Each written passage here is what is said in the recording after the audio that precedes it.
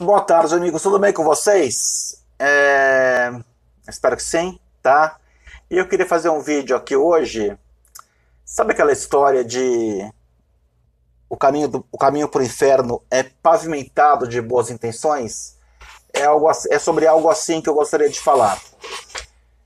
Foi notícia ontem no News Brasil. Eu não sei se foi ontem ou se foi hoje, tá? Para falar a verdade. Não sei se foi ontem, 17 de dezembro, por coincidência, dia do meu aniversário, ou se foi hoje, mas tanto faz. Saiu no site do News Brasil que o presidente do Instituto Mises Brasil apresentou uma proposta para que não mais existisse um exame da ordem obrigatório, que o exame da ordem fosse facultativo, tá? E daí faria quem quisesse, etc. Qual que seria a diferença? O exame da ordem seria facultativo, ele continuaria existindo, mas ele seria facultativo. E daí haveria o cliente poderia escolher entre um profissional que aceitou passar pelo crivo da OAB, como este que vos fala, e qualquer advogado que está vendo esse vídeo, ou então alguém que teve medo ou que por qualquer outro motivo não quis fazer o exame. Em tese é boa ideia, né? Não. Em tese a ideia é péssima. Na prática a ideia é péssima. Primeiro vamos lá, gente. Exame da ordem. Isso é uma regra quase que universal. A imensa maioria dos países, tá, regulamenta a atividade do advogado através do exame da ordem. Sabe por quê? Basicamente, vocês querem saber por quê? Que tem exame da ordem para medicina, mas não tem exame do CRM para médico ou exame do CREA para engenheiro? Eu vou explicar, tá? Que meus amigos de humanas, e eu também sou de humanas, não fiquem ofendidos, mas eles sabem disso, tá? Não é difícil, não é difícil para um aluno preguiçoso, folgado, que faça o mínimo possível na faculdade, que não estude nada, se formar num curso de humanas, qualquer que seja este curso. Porque humanas é argumentação, tá? É escrita. Então o que acontece? O aluno folgado eventualmente consegue se formar em direito. Eu tive amigos meus de faculdade que se formaram em direito e depois esquece de passar na ordem. Esquece. Não iriam passar na ordem. Como não passaram, desistiram da advocacia e procurando outra coisa para fazer da vida. Com exatas e biologia não é assim, gente. Se alguém tiver vendo esse vídeo e for engenheiro, sabe que assim, tem uma matéria que chama resistência de materiais, tá? Eles chamam de resmate, na verdade. É uma matéria que assim, cada turma de 100 pessoas que começa a fazer essa matéria na faculdade de engenharia, 30 não terminam. Então assim, o folgado não consegue se formar num curso de engenharia. Qual que é a diferença básica de um curso de humanas para um curso de exatas ou de biológicas? Muitas vezes não é difícil o ingresso a uma faculdade até conceituada de exatas e biológicas, mas às vezes é difícil de sair. Para esse aluno é difícil de sair. Faculdade de humanas não, ao contrário, uma faculdade boa de humanas, direito no Mackenzie, na PUC, na São Francisco, na Unesp, na FAAP, na GV, é concorridíssimo. É concorridíssimo. É muito complicado de entrar. Eu sei porque assim, eu me formei no Mackenzie e tal, e não é um vestibular fácil, tá?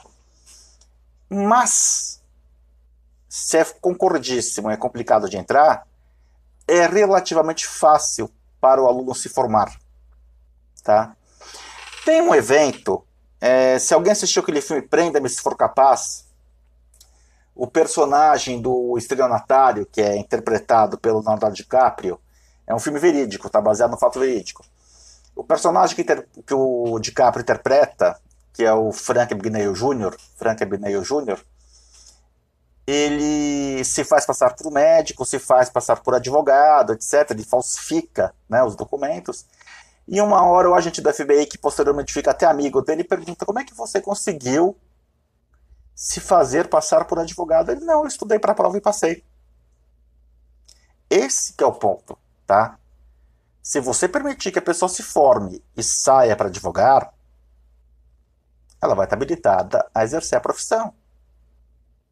Vai falar, um engenheiro poderia fazer uma obra ruim, derrubar a ponte? Poderia, mas esse engenheiro não vai se formar. Ele não vai se formar. Ele não vai se formar. É simples assim. Ele não se forma. Ele não consegue passar naquela matéria que eu falei, resistência de materiais. Mesmo vale para medicina e outras da área de exatas. Curso de humanas não. O aluno ele consegue passar enrolando. Mas qual que é o problema? O professor de história, o que um historiador ruim pode causar de dano à sociedade? Sei lá, ele vai falar que a múmia é do Tutancâmon quando era do outro faraó? Nada, né? Tipo, o dano concreto, claro. Um erro cultural, um erro de interpretação histórica é grave, sempre é grave, mas assim, ele não causa um dano concreto à sociedade, o advogado causa.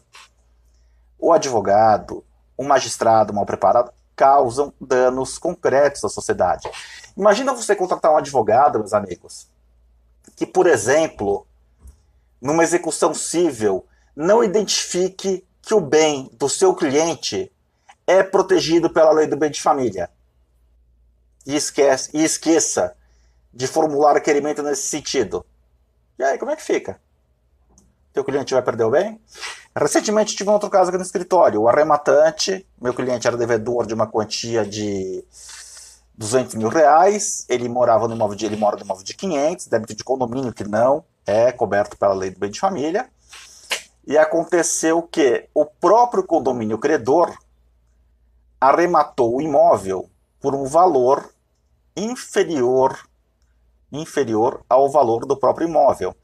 Se eu fosse um advogado negligente ou que não conhecesse a lei e ignorasse o fato de que o Código de Processo Civil, tanto 73 quanto o atual, impedem que o credor arremate o imóvel por preço inferior ao do próprio imóvel, usando o seu crédito, meu cliente ia ter esse prejuízo. Não, o que eu fiz? Eu peguei, impugnei a arrematação, o juiz deu provimento à impugnação, e pronto, meu cliente não vai ter um prejuízo de R$300 mil. E isso eu estou falando de quando o advogado lida com direito privado. E quando o advogado é criminalista. E quando é um familiarista que está cuidando de perda de pátria e poder. Prisão civil de devedor de alimentos. Tá? Então a coisa é grave, meus amigos. Essa é uma ideia péssima. Mas alguém poderia falar, não, Paulo, mas não seria interessante... Até meu sócio, o Dr. Guilherme de Lassi, que é um excelente advogado, ele me deu essa ideia uma vez que eu acho até interessante num aspecto.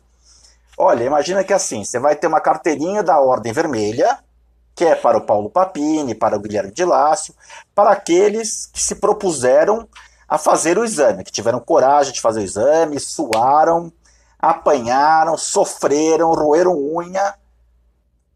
E você vai ter uma carteirinha da Ordem Amarela para aqueles que literalmente amarelaram e não quiseram fazer o exame. A ideia seria ótima, né?